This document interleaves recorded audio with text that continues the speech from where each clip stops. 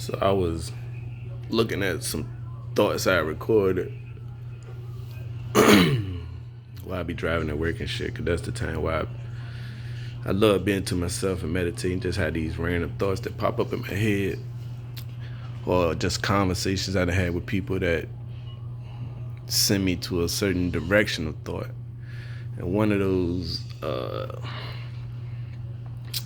conversations I had with one of my boys was maybe I was just talking because that's what I do and shit.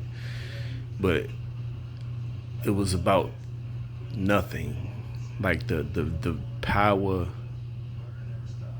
of having nothing. And what I meant by that was, I started with, if you asked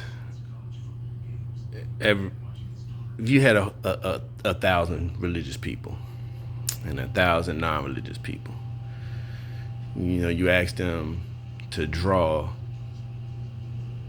their God, you know what I mean? So everybody may have a different description. A lot of people paint what they've been told that it looks like, or he looks like, she looks like. But if you ask all of those same people, well, the first thing is everybody will have a different picture. But if you asked all of those people, imagine non-existence. Like, imagine non-existence. They wouldn't be able to do it.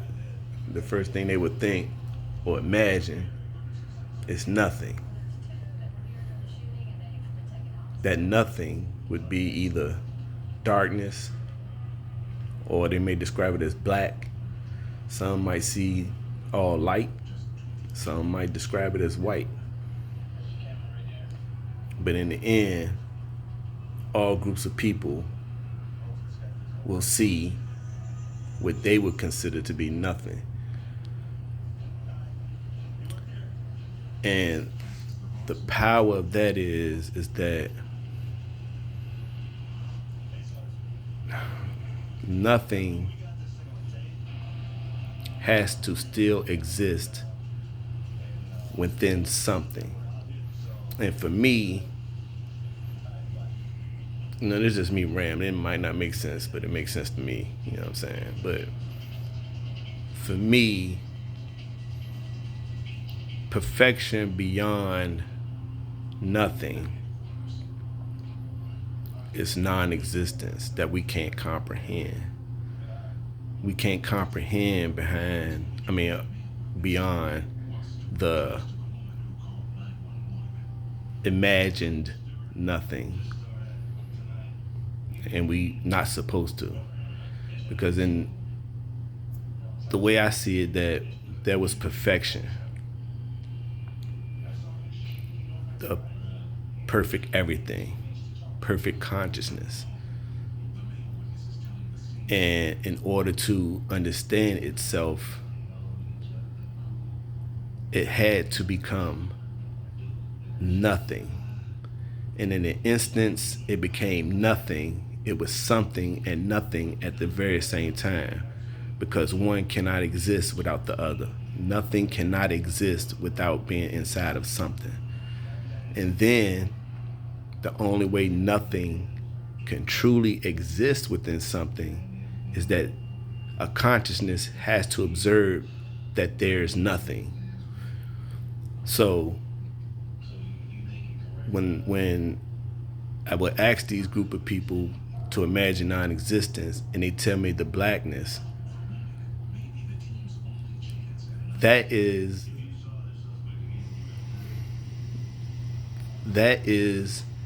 your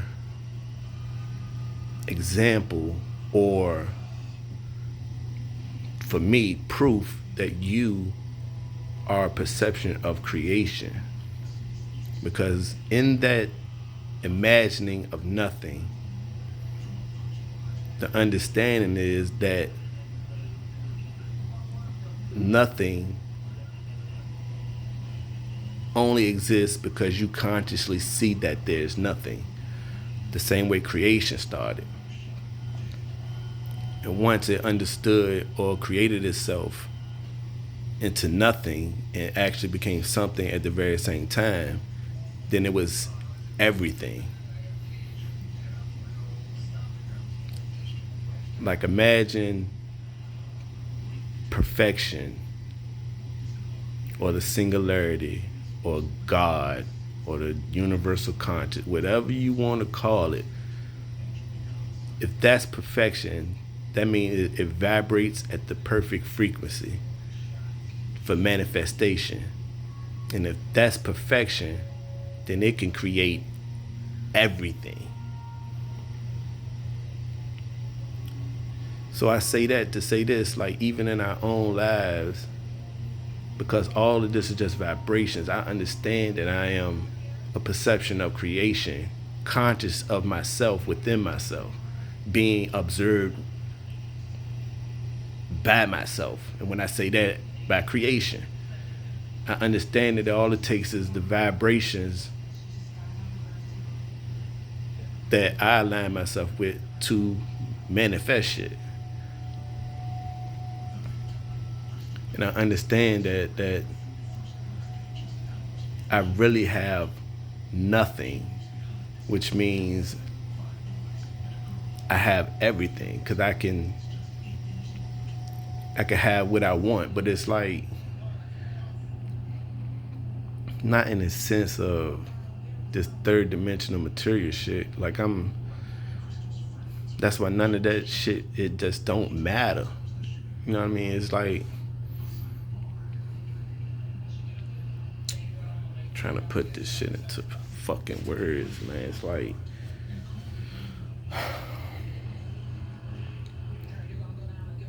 the only thing you could take with you when you pass. But let's talk about living. While you live as so many different characters.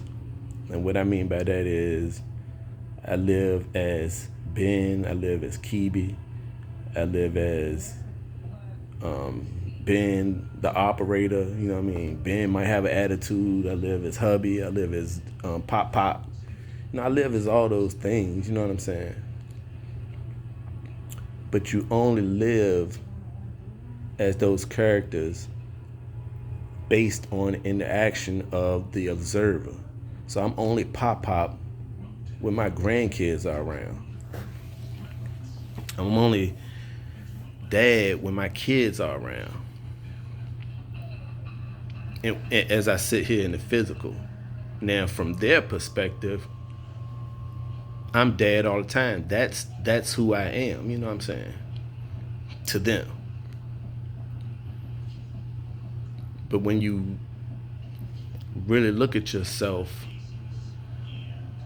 you're none of those things, which makes you able to be all of those things for everybody, you know what I'm saying? It's like a beautiful harmony that I can see in my mind. I can see this shit so clear, like, and it's like I'm just conflicted because I don't want it to sound like I'm saying I'm not grateful for the characters that I live by. You know what I'm saying? Because I live as those. I live as an adult paying bills. I live as a husband, and I love my wife. You know what I'm saying? I live as a dad, and I love my kids. But I exist as nothing. That way I can live as all of those things. Because when you pass, you won't be able to take any of those titles with you because you can't take the observations and perceptions of the observed person with you.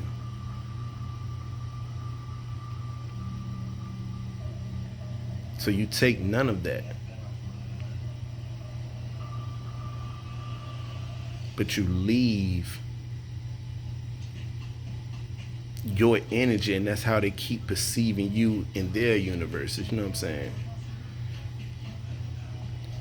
So you're never really gone. That's how you become everything, like everything, because you go back to being nothing. The very first thing that the source or perfection or God, whatever, that was the first thing it had to become, was nothing. It makes sense in my head, man. And for me, it's like no matter what you subscribe to or any ideology, it all leads to that. If you asked every single person on the planet to just imagine non-existence, the only thing they can imagine is nothing, and they are conscious of it being nothing, and therefore nothing exists. It's actually something. I hope that makes sense, man. That is the power of having nothing. That was the thing. It was hearing somebody say they broke. And I used to say that shit all the time. I'm broke. I'm broke, baby. The words are so powerful. You keep saying broke, that implies that you need to be fixed. And the only way you can fix it is with money that don't even fucking exist. Like I think I broke this shit down to my boys one time. Like, nigga, you only a millionaire. If you got $1 million, you're only a millionaire based on the perception and observation of something outside of you. Whether that's the banking system or people outside you, oh, that nigga got money. Like, you're only a millionaire based on the perception and observations of anything outside of you.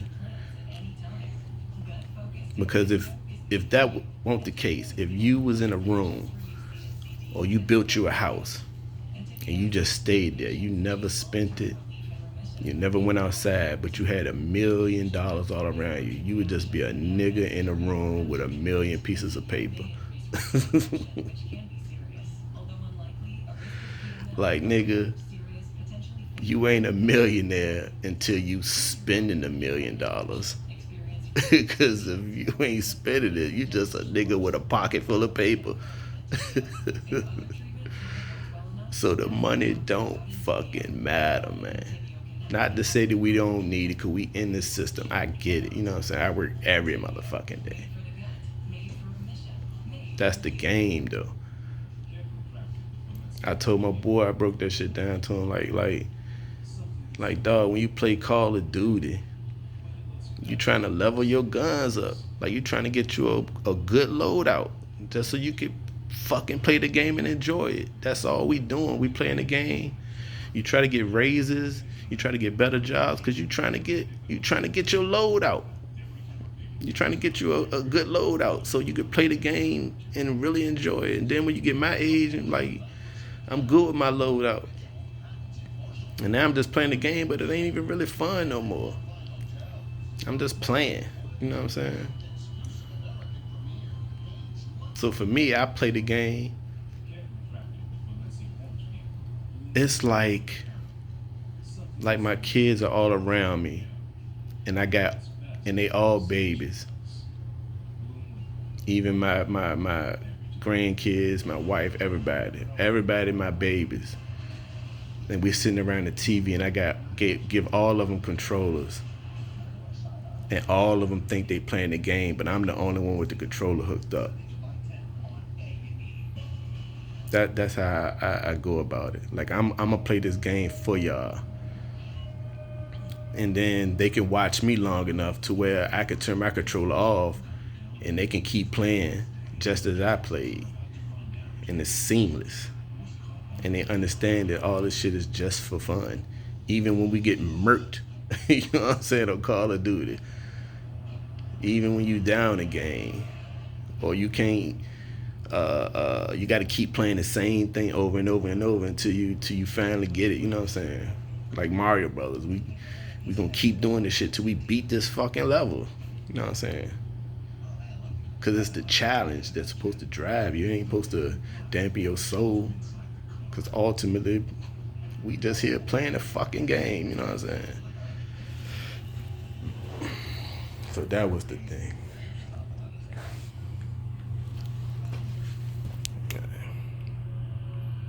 Ain't nobody gonna look at this shit.